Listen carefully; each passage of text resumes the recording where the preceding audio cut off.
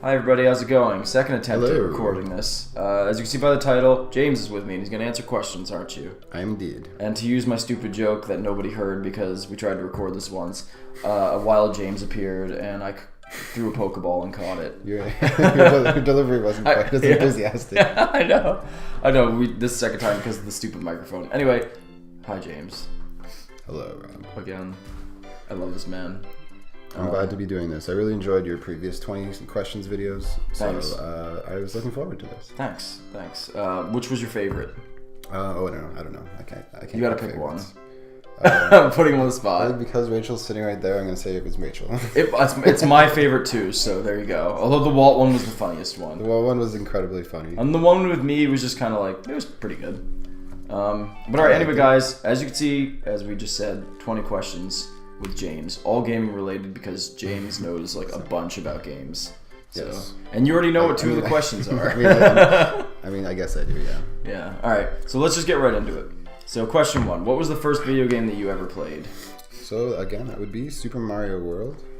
I got that when I was 5 years old. My parents bought me a Super NES. They got Lethal Weapon for themselves. I didn't play that till years later though. And within a year or two of that, I also had A Link to the Past and Turtles in Time, which was like a really great trifecta of childhood games to like start with. Yeah, no kidding. Like I said before, which I'm gonna stop saying that because nobody's gonna see that other recording. But Sure. you got really like 3 of the best games of their genres. Yeah, like beat 'em up, action RPG, and platformer. Like literally 3 of the best of those genres. Imagine if Lethal Weapon had been your first. That's why I feel bad for people who like had an NES and had like some shitty game that they just had to like basically force themselves to like. Oh yeah, that would have been terrible. Yeah. So I was like super lucky, like especially like my mom literally like went to the store and was like, "Oh, it'd be a good game to get for Super Nintendo," and whoever this attendant was like, "Give him A Link to the Past. It just came out a month ago." Cool. And I'm forever thankful to whoever you are. I'm forever thankful to what is it? I think Rachel's like mom's friend who recommended that her mom get them a Super Nintendo because that's Yeah, apparently like they didn't really know like what to get me. Like they didn't know anything about games, and like somebody was just like, "Well, the Super Nintendo just came out." Yeah. Well, that was like we're about the same age. He's like a year older than me, so the Super Nintendo was kind of our, you know. Like I was in kindergarten in '92, which was like just a little too. We're both just a little too young for the NES to have been our first system, but yeah, like if I had an older brother, I'm sure I would have had an NES. Same, but I was the oldest sibling. Yeah. So. Anyway, so your first game was Super Mario World, and then the second was A Link to the Past, and then Turtles in Time. Turtles in Time. That's pretty amazing. Yeah. That's like so good. Let's see. Let's go to number 2. What is your favorite game? Well, I was saying I picked Chrono Trigger as my answer before, but as I was saying, like it's really hard to choose one because you like every game for different reasons. But Chrono Trigger really like the RPG mechanics were not only unique but innovative, especially at the time. Not only that, but you felt like you were really affecting the world in like in some meaningful way. Like whenever you did something, it would actually change something in a different time period. Oh yeah, and the characters were also likable, including Chrono, who was like the silent protagonist, right? It was a really great cast too. Yeah, for sure. And like I just feel like the art and music really elevated that game too. Oh, it most definitely did, and it is still one of the best looking games for the Super Nintendo, in my opinion. Yeah, no question. But I said this before. I thought that your answer would be A Link to the Past. It's true. Yeah, I mean, it's like I'd say A Link to the Past, Chrono Trigger, and I mean, World of Warcraft and Red Dead Redemption are probably the 4 games that are like constantly at odds with each other for my favorite. Well, I could see because they'd all be different experiences, right? Like WoW would probably be quite an experience just for like the whole like. They're all incredibly different games. Yeah. What do you say? WoW, Breath of the Wild. Oh, yeah, Breath of the Wild is another one. Red Dead Redemption. That one, it's still so fresh in my mind, and I haven't even really played the entire. Like, I haven't even beaten one of the Divine Beasts yet. So that game's and it's still too fresh in my mind to kind of judge it. Yeah. And like throughout my in the span of the entire video game. But you even told me that you were looking forward to that game for a while, and it Yeah. really just exceeded your expectations, which were already high. That you know? was the only Zelda game that's ever exceeded my expectations. Wow. Twilight Princess met my expectations, Mm-hmm. and I loved that game. And I think that game did dungeons better than any Zelda game before it or since, Mm-hmm. except maybe the Ancient Sister and Skyward Sword. But I think because of that, I think they really need to focus on the overworld. And Mm-hmm. games like Red Dead Redemption or World of Warcraft, for instance, really made me realize how much more immersive that huge world can be. Yeah. And so I really wanted them to bring that to Zelda. So I'm really glad they finally did. It's really great that they did it the way they did. I think there's a lot about it that's good. Except everybody does say, and I don't know if you agree with this too, that story-wise it is probably one of the weaker Zeldas. Like just purely storyline. I was never a story guy, though. I don't like. Okay. I'm so not the kind of person who watches cutscenes in games. I will just be like, get me to the gameplay. Start. For the story, I feel like that's mostly necessary in an RPG I liked than anything else. how you kind of like you would get to unlock the story at your own pace, and you would get to choose whether or not you even cared about it or not. I actually really liked that a lot because I don't know, unless a game has the only games I've ever cared about the stories in, honestly, are Rockstar's games, because they're the only games that actually have realistic writing that actually touch on like themes that like are like heavy shit. Like everything else, it just feels like, especially like Ubisoft and Activision and EA, whenever they try to make a serious tone in a game, they just fall on their face. Like, it just feels like even worse than Hollywood's attempts. Oh my god. most of the time. Yeah, I guess particularly in a Zelda game, it doesn't have to be. I think the story was fine, but Yeah. it's just not it's not the reason I played Zelda. Sure. It never has been. Okay, I'm gonna move to the next question. What is your favorite console? Again, I mean, the Super Nintendo is probably my favorite home console. The Wii U was honestly a great system. I thought the Wii U was great. I thought it was the best Nintendo console since the N64. You know, that's a controversial statement to GameCube fans, but I mean, if you consider just the fact that it had Splatoon and Breath of the Wild on it, like those are two of my favorite Nintendo games in a decade. And the best Super Smash Brothers in my that opinion. too, yeah, the best. And Smash Brothers. one of the best Mario Karts as Yeah, well. Exactly, those 4 games alone, like. Insane. And another one for me actually is the DS. That game just had such an insane variety of games. The original DS, you're saying? Yeah, the original DS. Like there was just so many great games. There were so many great revitalizations of old franchises and like new ideas like Nintendo. I'd also say for that the Game Boy Advance. Actually, the Game Boy Advance, like when I was actually had when I was playing the Wii U and I would get games off the Virtual Console, it always seemed like I was getting Game Boy Advance games, and I played through a lot of those games that came out that I just never played. And it was really nice. It was like, wow, this system has like amazing games on it. It's just like it had a whole bunch of great SNES ports. It had like all those good Castlevania games. Yep. Mario and Luigi. Yep, Mother 3 obviously, and 3. Golden Sun, and all those, and the 2 Metroid games, like amazing. But so you'd say the Super NES? Overall, yeah, it's really hard to deny the just ridiculous quality that exists in that library. I'm also kind of surprised that you, just because I know you so well, that you did mention like just Steam and even like PC gaming. Yeah, I mean, as a platform, obviously. Yeah. Not in terms of necessarily of like games exclusive to it, but just in terms of the design of the platform and the design of the service. There's no question that Steam is my favorite. Yeah. Like, I've been able to get more games on Steam than any other platform in my entire life. Like I have more games than I know what to do with on Steam.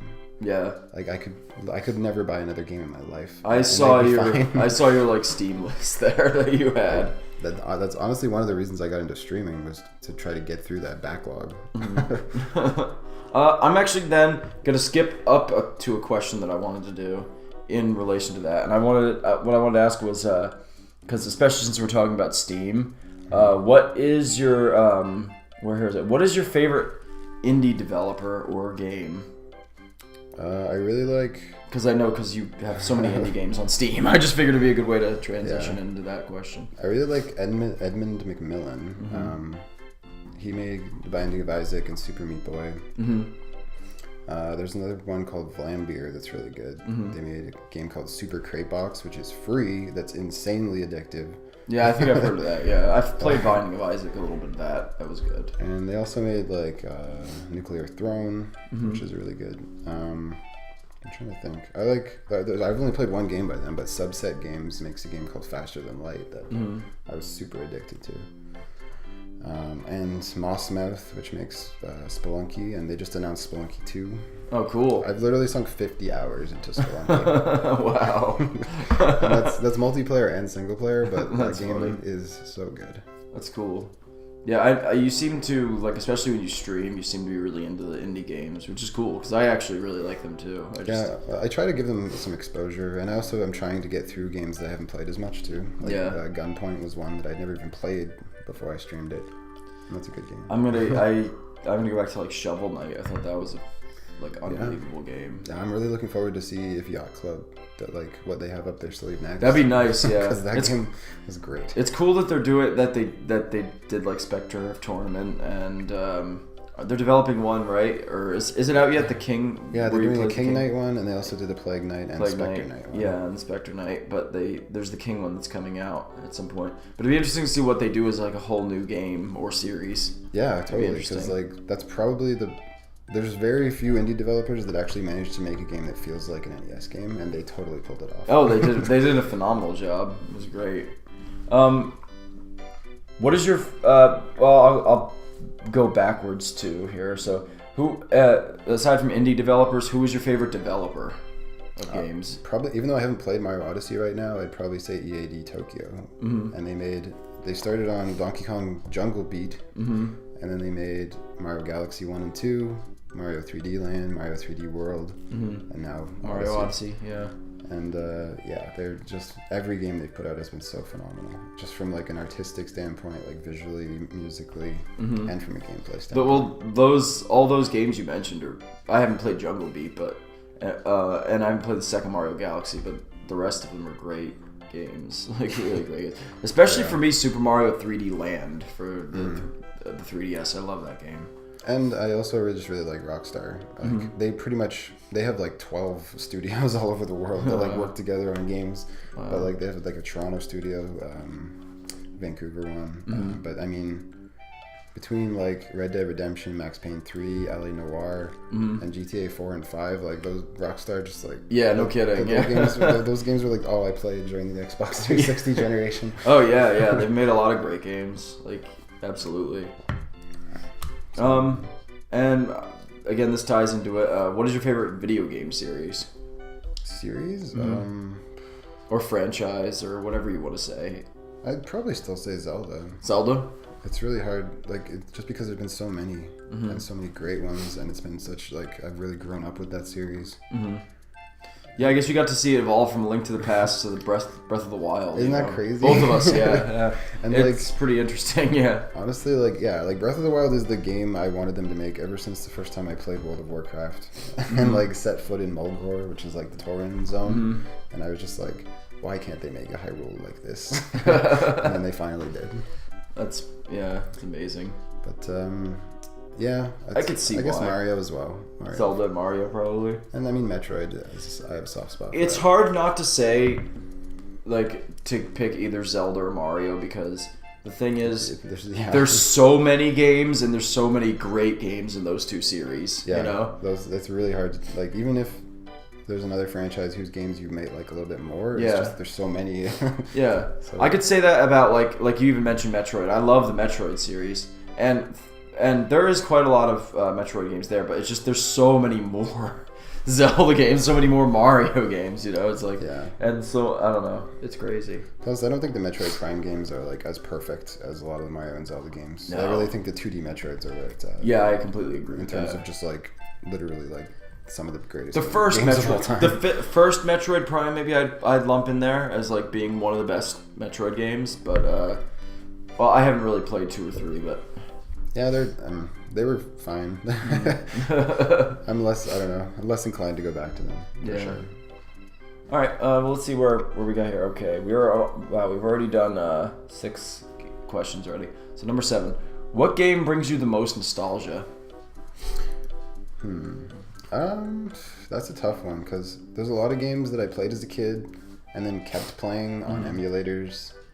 and like on Virtual Console. So I kind of never stopped playing them. Yeah. So in reality, a lot of games like that I haven't played since, like on PC,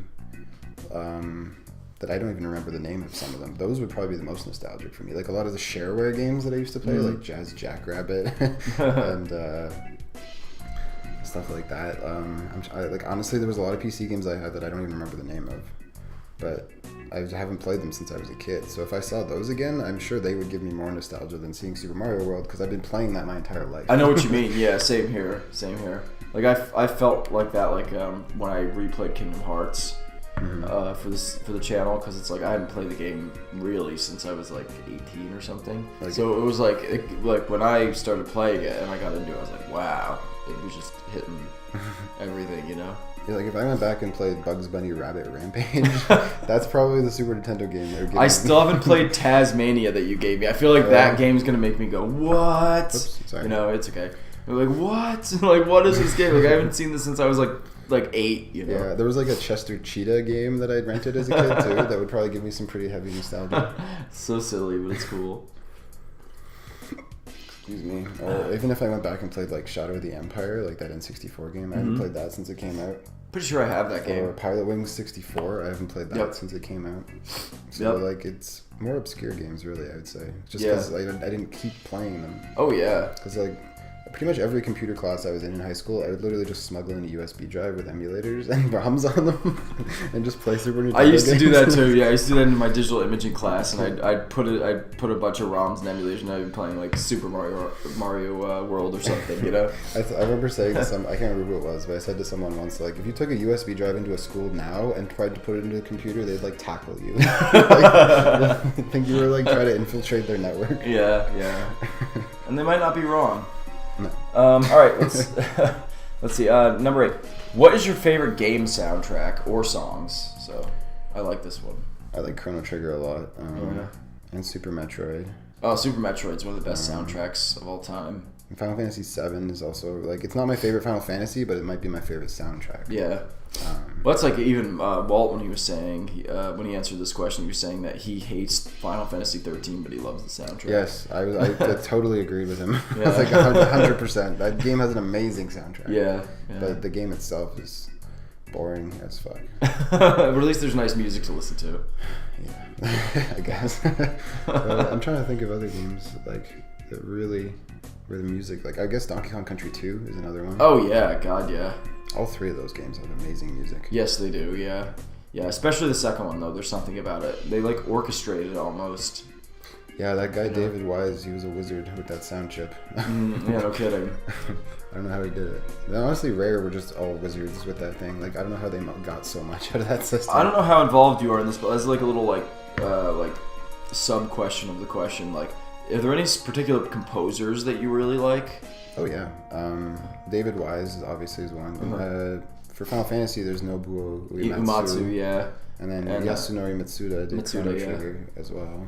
And then Yoko Shimomura is amazing. Yeah, she's fantastic. Yeah, she did Mario RPG, Mario & Luigi, Kingdom Hearts, Xenoblade. She's really fantastic. I also really like I'm trying to remember his name, Danny Baranowski. He's an indie composer. It's really cool. There's a lot of composers for indie games that used to but contribute to this site I would go to called OC Remix. Oh, yep. I remember you telling me about OC Remix. And they would do arrangements and remixes of existing game songs, but then they would actually go on to become composers for indie games. Did they make like those MIDI files and stuff like that? Or? Well, it was MP3s. Oh, okay. You remember that though? Remember like a video game? Yes, the MIDIs. VGM archives or video game music archive. Yeah, I remember when like people would have terrible sounding MIDIs on their fan sites that would just play automatically. I had one on one of my websites in the early 2000s. It was great. Yeah. But yeah, I'm trying to think of who else. Like whoever did the Risk of Rain soundtrack. I think it's Chris Stallou. He's really great. It's like got a kind of a Pink Floyd sound to it. Cool. Almost. Very cool. And the guy who did Faster Than Light also is really amazing. I'm blanking on his name, unfortunately. Actually, yeah. I'm sorry. I feel like it's actually in my music on my phone. Jump cut. So I'm literally just gonna very quickly Ben Prunty. Ben Call out to Prunty? Ben Prunty. He's a good guy. Cool. Makes good music. And of course, we didn't mention Koji Kondo. We have to. Oh yeah. That's the obvious choice too. But all right, okay, that was good. Sorry, I gotta throw in Good. Tanaka too. Hirokazu Tanaka is great too. Oh, okay, yes, of course, absolutely. So I never have one answer to any of your questions. It's alright. It's fine. It's fine. Well, it's hard to answer like a question like what's your favorite game of all time because, you know, Chrono Trigger might be the best RPG you've played, but it's nothing like Red Dead Redemption, you know, or something like that. So I don't know. Anyway, let's move on. This one I thought would be really interesting. What direction do you see like gaming going in the future? Like, what do you think is like the future of gaming? Like, what is, you know, what's the most? Well, if I'm gonna be optimistic, I see the future of gaming. Like VR. I see actually not VR but AR, which is augmented reality. Okay. Yep. I think that's gonna take off a lot more. Once the technology is there and once costs go down, I think people are going to gravitate towards that a lot more because then you're not completely losing yourself in it. You can just like have a game happening on your table or something. Right? Oh, okay. Yeah, true. Very true. And I think it's going to become a lot more social because of that, because you're going to actually be able to like, it's almost like you can like play a sport with somebody without having to like, without having fear of injuring yourself, because you could just have like a holographic ball or something. Oh yeah, yep. I feel like it's gonna go in like a much more like social, not competitive, but like people playing together, but not the way it is now, where you're like sectioned off and you all have your own screen and your own system and you're just talking to each other over VoIP. Like I feel like it's gonna be more like actually interacting like physically in a space with somebody. Yeah, like, that makes sense. And I think like even if you look up a game called Johann Sebastian Joust. It was a game they programmed Wii remotes to like figure out where you are. So you'd be like running around in a park, and the Wii remotes would detect where you are, and they like, made an entire game based around that. Oh, that's really cool. and then I think they did it with Move controllers and released it on the PS3. And like it was like a huge hit. And like the ideas like that, where people are thinking outside of the box and making gaming actually social and not just using the word social to describe somebody sitting at their computer like connecting with people miles away. Yeah, cursing at some like 11-year-old from Japan. Yeah, we just end up like insulating ourselves. No, it's true. And yeah, like dehumanizing each other. Like, oh, I agree with that. But I mean, so that's me being optimistic. Oh God, me being pessimistic is basically. What you're seeing now is games are not a product anymore; they're a service. Yeah. And you're seeing that trend becoming more and more a thing, where like you're not necessarily buying something definitive. You're like subscribing to something over a set period of time, and they want to keep making money off of you. They want to keep like Netflix. You're saying we were talking about this with like we were talking about the Switch's virtual console the other day. And it's not just that they want to keep making money, like that's simplifying it, but the simple fact is that development costs don't line up with the current model, so they need to monetize games over a long term. So I think you're going to see way more multiplayer games, way less story focused games, way more games that just aren't done on release and have to be patched. So it's like, I don't know. It's a little dour right now, especially with all the fucking loot box shit going on right now. Like, I know there's at least a good backlash against it. Oh, all that shit with EA Sports and stuff. Oh God, yeah. Yeah, like they've been like, EA has been stealthily sneaking this shit into their sports games for years. It started with FIFA because that is their biggest business. Is FIFA. Yeah. And everyone thinks it started with like Overwatch and like Counter-Strike, but like EA has been experimenting with this shit for years, and it's only finally broken into the mainstream.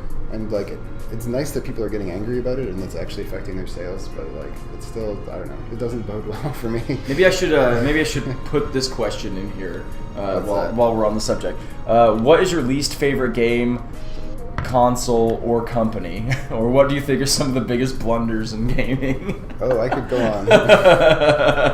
My least favorite console, I don't have anything against the Xbox One, but in terms of a console that I just don't see any reason whatsoever to buy, the Xbox One is probably at the top of the list. I would agree with that, yeah. At least in the here and now, yeah. It might technically be better than something like the Virtual Boy. Or technically, sure. Yeah. But I mean, in terms of right now, stuff that's on the market, stuff that I would have the ability to purchase, but would never actually consider doing so. The Xbox One is definitely up there. Yeah. I don't consider Microsoft the worst publisher. No. I definitely. It's hard to choose. I think Activision and Warner Brothers are the worst. Mm-hmm. Even though everyone loves to hate on EA, I think Activision and Warner Brothers are a lot more scuzzy. Just a lot.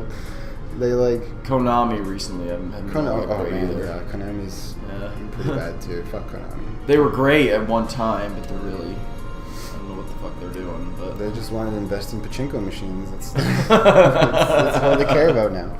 They gotta make the fucking not Resident Evil. They made a Castlevania pachinko machine. That's ridiculous.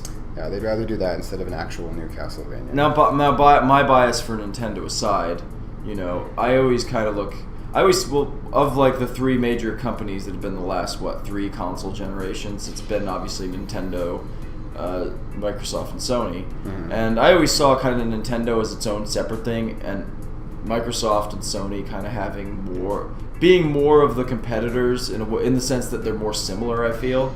Mm-hmm. And like you were saying, there's nothing necessarily wrong with Microsoft, because like I like the PS2 more than the original Xbox, but I thought the 360 was better than the PS3.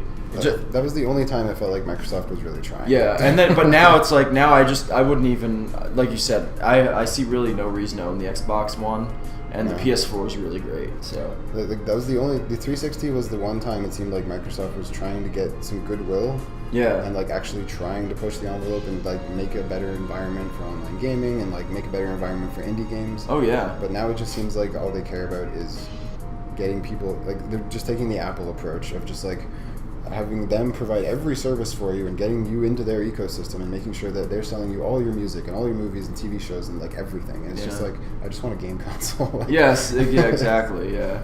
And I think they just really got they're kind of paying for it though, because they really haven't been. No, like they've been playing catch up for years. Yeah. And it's just I don't think it's ever going to happen for them until the next generation at this point. Yeah. I mean, the Xbox One X might have a turnaround, but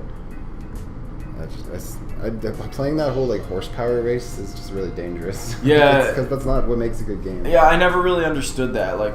You probably remember that from like the PS2, GameCube, Xbox days. Remember on the internet how everybody used to argue over that? They would argue over the specs. Like when they announced the PS3, the 360, and the Wii, that was all anyone cared about. Was like, what's the megahertz? What's the clock speed? Yeah, it's like who cares? Yeah, and clearly that didn't matter, because of the 3 consoles, what spec wise was the weakest and what sold astronomically more than the rest of them was the Wii. Yeah. So it's like, I mean, most of those people only bought one game and left it in their closet after 3 weeks. Still though, it goes to show that innovation, it appealed to like a wider audience, and therefore, totally, you know. And they completely changed the perception of like what you need to do to be successful in that market. Yeah, that's what I always liked about Nintendo, and it's like obviously there's the nostalgia factor and the fact that all my favorite like games and like series are on it, but like they are trailblazers in a lot of ways. Mm-hmm. Although they still do dumb and douchey things sometimes, because they are a company. I mean, if you're gonna take risks, I guess sometimes you end up falling flat on your face. They did with the Wii U, and they fell flat. But now look at the Switch, right? Totally. So everybody wants one. So anyway, go ahead. I was just gonna throw in there that like this, if the Switch has taught me anything, if like the success of the Switch has taught me anything, it's that marketing means way more than I thought it did. Yeah. Seriously. Yeah, no kidding. All right, let's move on here. Let's see, what do we do? Okay, what is your favorite RPG? I guess we know the answer to this question. Well, yeah, I mean, if you're gonna say, I mean, Chrono Trigger it's my favorite game all around in terms of how the elements come together. Mm-hmm. But in terms of like a game taking RPG mechanics and just like taking it to like a whole other level, for me, it was actually World of Warcraft. Really? Because that game just has such deep mechanics and like such crazy levels of customization when it comes to your abilities and your equipment. Mm-hmm. You could really, really make your character your own. Mm-hmm. See, I never played it. I was always afraid to go down the rabbit hole, because I always heard of people who just like spent many, many hours a day playing it. Yeah, that was me for a while. And I was afraid that was gonna be me. Yeah. And I'm sure there's like in terms of actually being a good role playing game, like letting you play as a role, like letting you actually become a character and making them your own. like I'm sure there's better games out there. Like obviously, I mean, if I had to be a purist, I'd probably say Dungeons and Dragons, but I'm not that type of person. I'm not like into like hardcore like pen and paper, like stats driven RPGs. Yeah. But I think World of Warcraft was the perfect balance. That's pretty cool. How long did you play World of Warcraft for? Years. I mean, I probably played it for 2 or 3 years, and didn't take many breaks from it. And then I like took a few breaks and came back and like played it on and off. But yeah, I mean there were breaks I took. Like I played it right before the first expansion came out. Then I played it for probably a year, and then I think I took a little break, and then I think I came back to it when Wrath of the Lich King came out. And at some point I was playing it again. Like I was very on and off with it. Like it was really just kind of something I went back to every now and then. Cool. Yeah, I never played it, but you know. But I'd say on and off for at least 3 or 4 years. Wow. Yeah, I know there was a lot of people into it for a long time. I don't know what it's like now. It's not as popular as it was. There's still people who play it, but I'm sure there are. They have to keep adding new gimmicks to it just to make people come back to it, and it's like, and they keep simplifying it more and more. It's become so easy. I don't really see any reason to go back to it at all. Yeah. Well, so they're kind of shooting themselves in the foot, I guess. Yeah, I guess. Oh well. Let's move on. Let's see. So what did I say?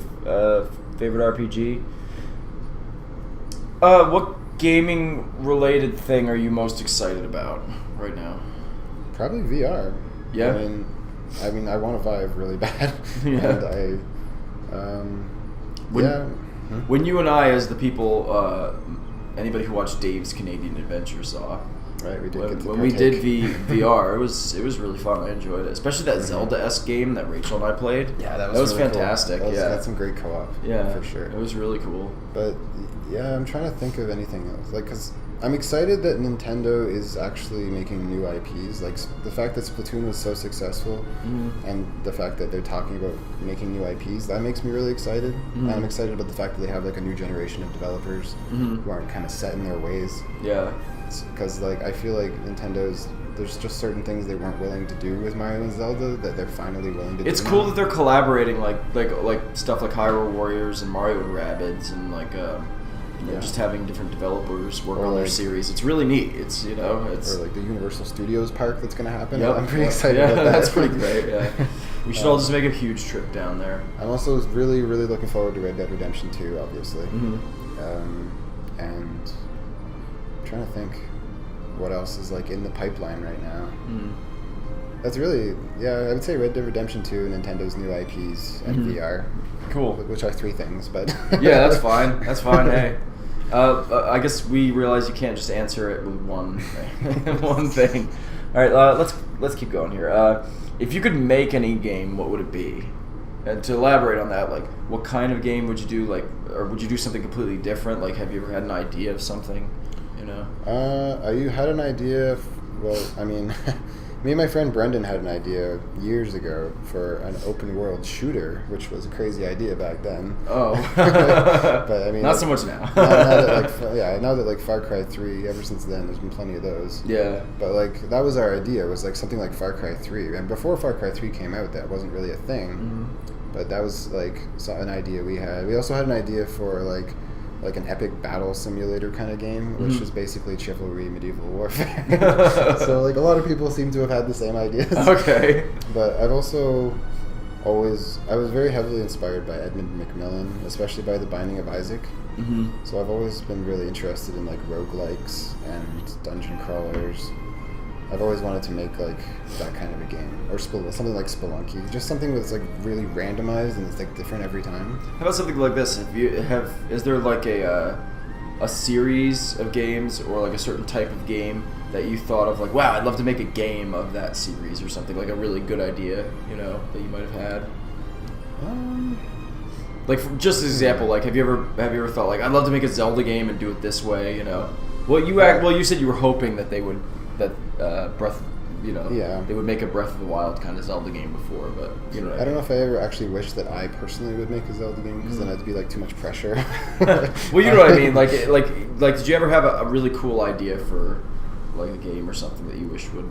I once had an idea for an endless runner on like mobile, where it's like Super Mario Brothers like style, where it's got like chiptune music and like 8-bit graphics, but like it's actually I hate that like, Super Mario Run's new mode actually is very similar, where you're constantly teleporting to new levels and new worlds, and it's just like constantly switching it up. So that was my idea basically, was that like you'd be running through like a snow level, and then it's just like, but you're only doing that for like 10 seconds, then all of a sudden you're in a cave, then you're in a castle, and it's just like constantly switching things up. Cool. And yeah, that's basically Remix 10 in Super Mario Run, so that idea has now been made as well. You gotta get on these ideas, and then you'll have the next big thing, you know? Yeah. That's funny. Okay, let's see if we can move on here. We already did that one. Okay, here's a good one. What game or series do you miss the most? Oh, I mean, I miss Mother. Yeah, I miss Mother as well. Even though Pilot Wings came out on the 3DS, I'd love to see like a big new like open world Pilot Wings game. That'd be cool. Apparently, Factor 5 was making a Pilot Wings game, like the guys who made Rogue Leader. Oh wow! And they had it like pretty much done for the Wii. Are you kidding me? But then it didn't get released because I guess Nintendo didn't greenlight it or whatever. I'm not sure exactly what happened, but for some reason, this like pretty much finished Pilot Wings game for the Wii just never got released. Oh, that That sucks. makes me so sad. F-Zero is another one everybody always Yes, says. I miss F-Zero. Yeah. I miss the Chrono series. Yeah, What what was the that? hell? Yeah, yeah. I know what you mean. I don't know. Those are probably those would be my top 3, I guess. I mean, I miss Metroid Prime, but Yeah. I know that's coming back. So. Yeah, at least that's coming back. And for a while, up until like a couple months ago, the side-scrolling Metroid games. Yeah, and thankfully there have been a lot of stuff. There's been a lot of stuff coming back in these recent years, though. I'm so glad about that. Unfortunately, I think one of those, Mother, is never coming back. Nah. Damn. I'm trying to think of like. I miss. Something else. Well, I can't talk too much crap about Color Splash, but I kind of miss the old style yes. Paper Mario. An games. actual true Paper Yeah. Mario RPG would be. But nice. Color Splash was very good. Or It just just wasn't. a sequel to Mario RPG too. Yeah. Oh well. Can't win them all. Okay. Number 15.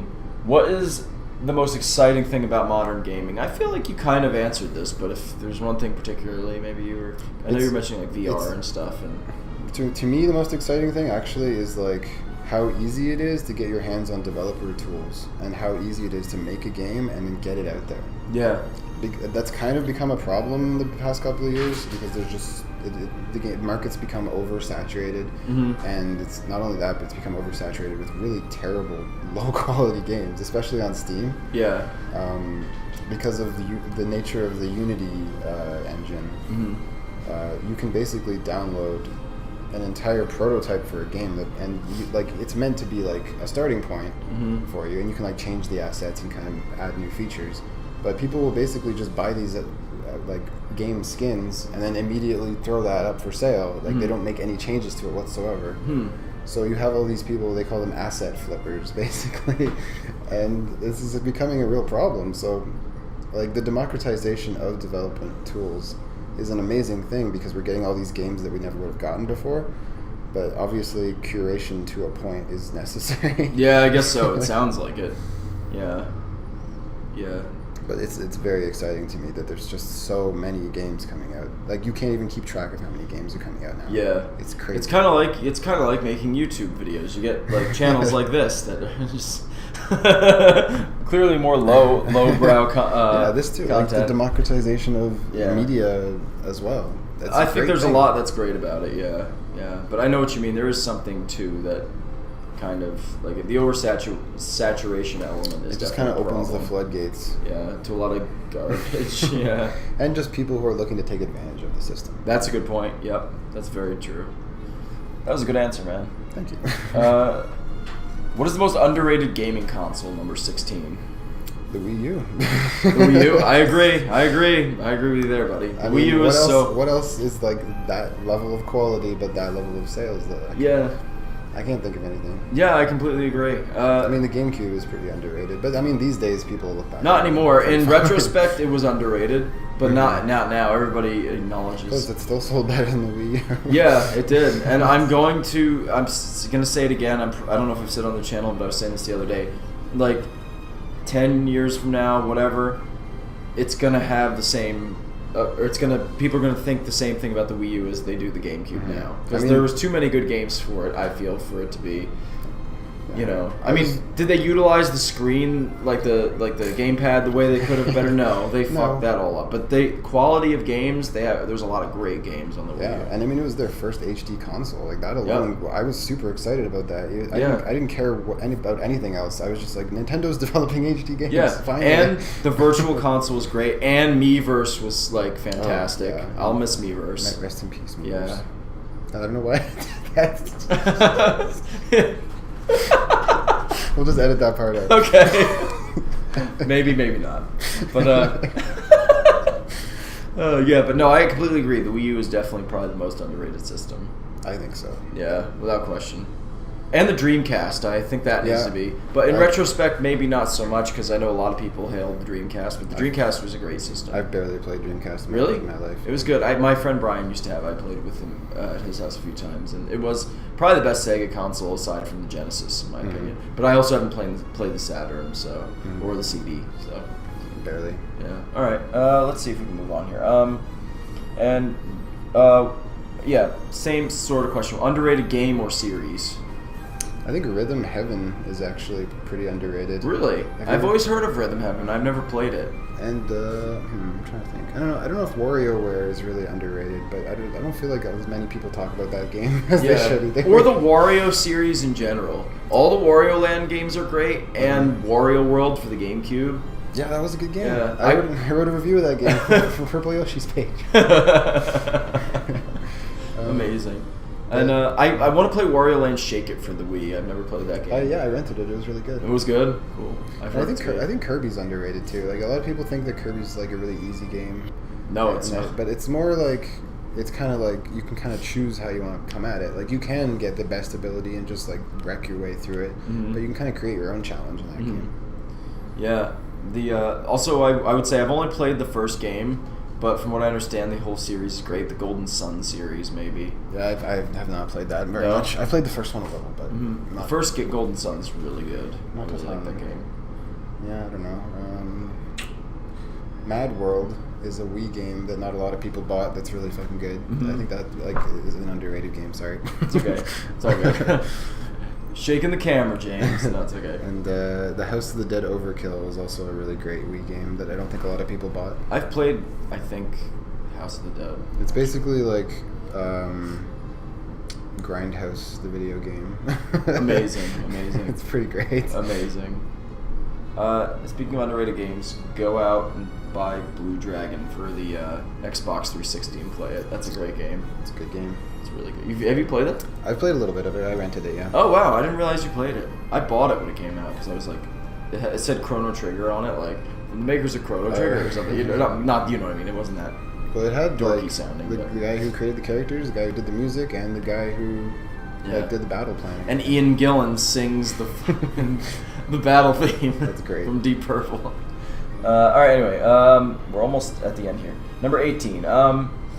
What game, system, etc. offers the best online experience? I wanted to ask you that because I'd be very interested in hearing your take on that. Does PC count? PC, yeah, sure. I would say PC, yeah. I mean, it's pretty hard not to choose PC. Yeah. Other than that, the Xbox 360 had, for its time especially, a really amazing online.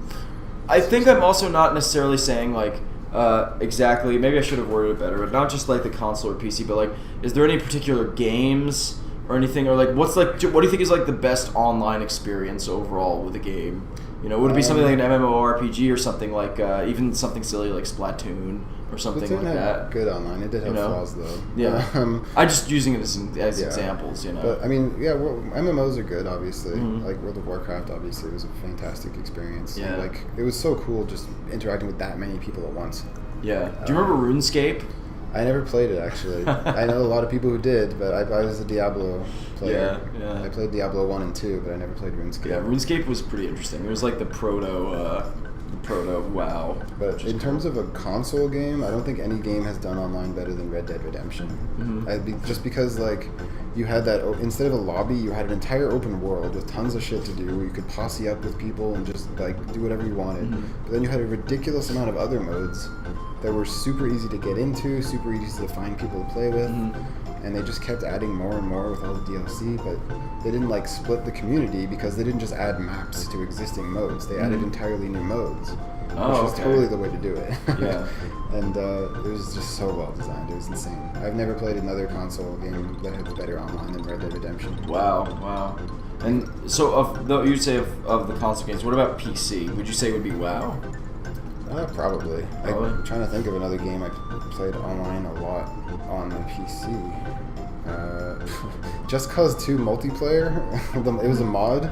That was one of the best experiences I ever had, actually. Really? Oh my god, it was so amazing. It was like, you picture like an airport with like 1,000 people there all at once, and there's just like cars driving around in circles, trucks trying to hit each other, airplanes trying to take off, fighter planes stopping those airplanes from taking off, people trying to get into 747s, and other people like trying to bring them down with like big fucking like bungee cables and like grappling hooks. What? I managed to grapple a fire truck to the back of a plane, and then that plane like took off, and my truck was just like going crazy, like, flailing all over the place. Like it was one of the most amazing experiences I've ever had. That's great. That sounds amazing.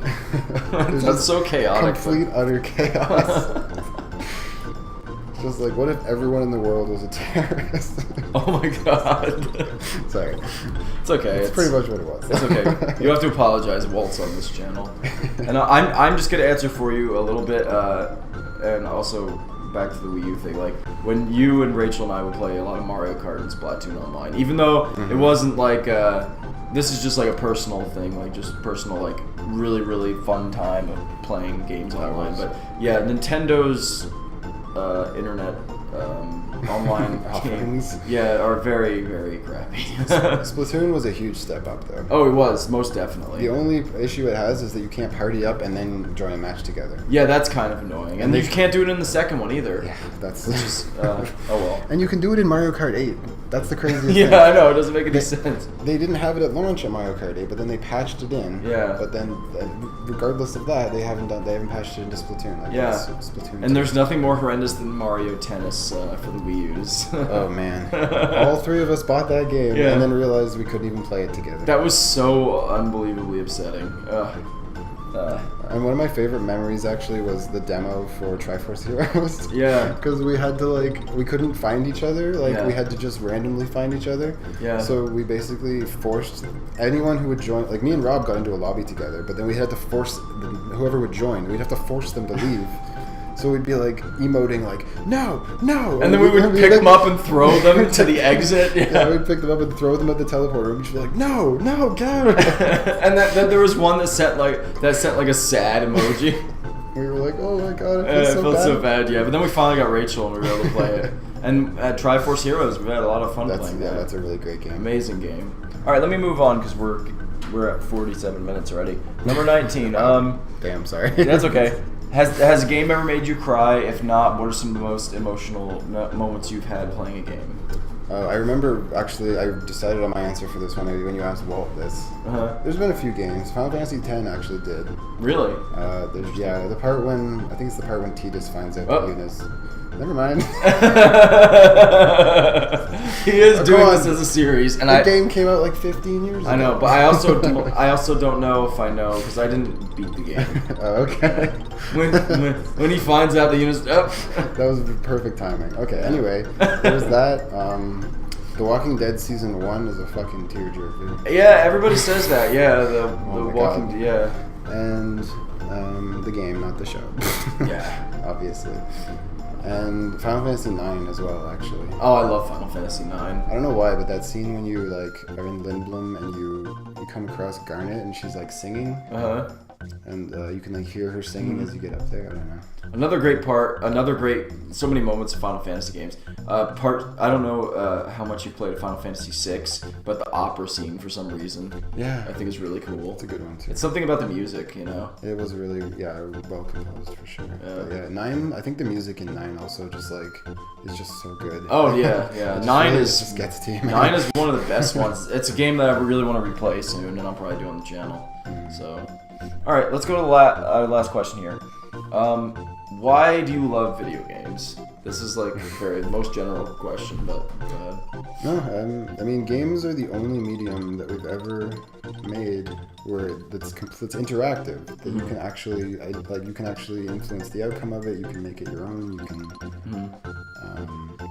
You can feel like you're a part of it and that you're affecting it, and that's something completely unique to them. Oh yeah.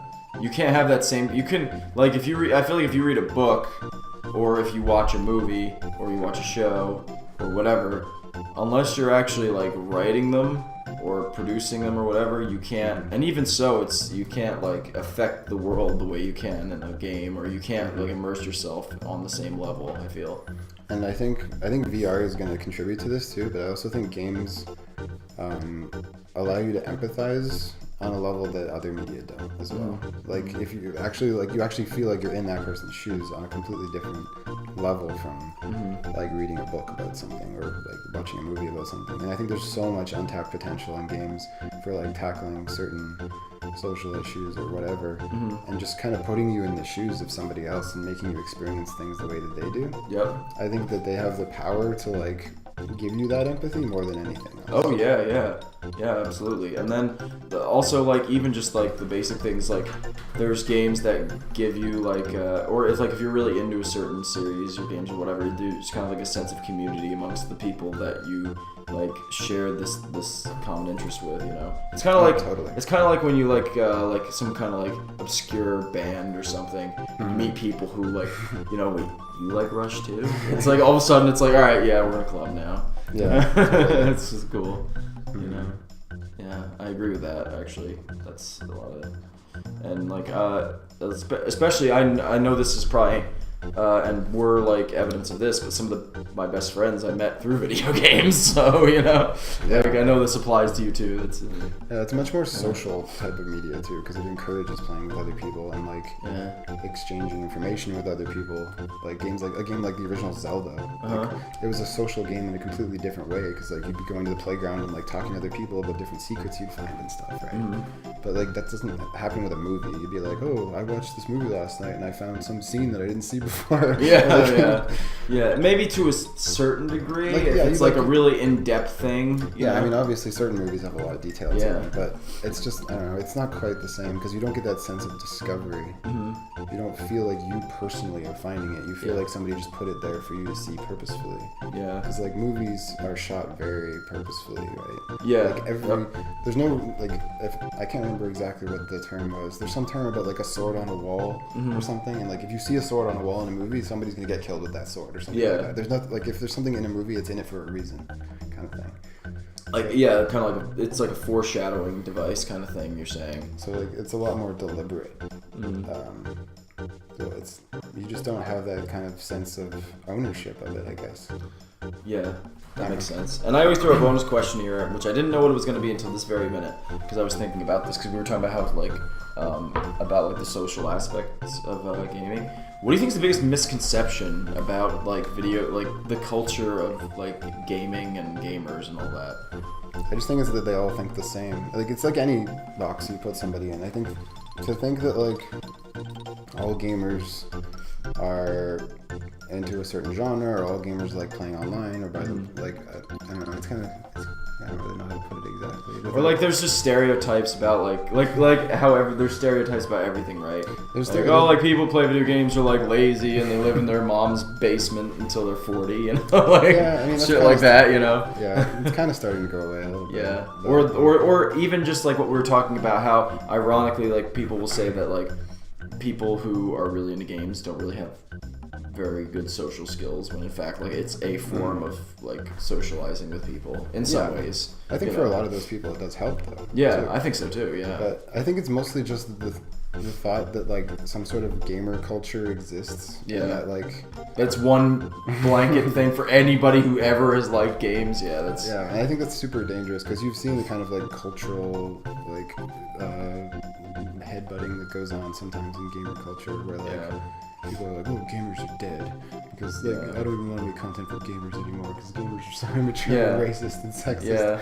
And it's just like there's no reason to lump everyone into a box like that. It's so much there's so much more nuance to it. Oh yeah. You can take like you you can take something from every side of a conversation or an argument. Yeah. It's never black and white, no matter what you're talking about. But that's something that it's not exclusive to gaming, though. I think it happens with all kinds of things, like politics or music or really just about it. Anything. I'm trying to reference Gamergate without overtly Go saying ahead, I don't care, it's fine. I'm trying to say that, I'm just trying to say, there's nothing is ever black and white. There's always two sides. There's always more than two sides to an issue. Yeah, more like 50. Yeah. That was interesting. But alright, we've been going. This is officially the longest 20 questions I've ever done. We're almost at an hour, so James, thanks, man. It was really, really interesting, as I knew it was going to be. As I knew it was going to be. Thank you for watching. Thank you. And check out James's channel. He streams a bunch, and he's going to, at some point, have a... what we'll call it, a companion video to this, where he's going to interview me. Once we have time, I'll do a 20 Once we have time, hopefully we will at some point soon. I do a lot of live streaming, usually very late at night, usually a lot of indie games. I've been uploading a lot of Fortnite compilations lately as well. It was cool that I was able to guest with you on one of the live streams. That was fun. We should do that again. We should definitely do that again. So hopefully we both can get to a decent schedule where we can do this at a time when people might actually watch it. Definitely. Alright, man. Thanks again. No problem. Yeah, that was jump cut. No, white person handshake. Yeah, white person handshake. Alright, till next time. See you guys later. Peace. Bye.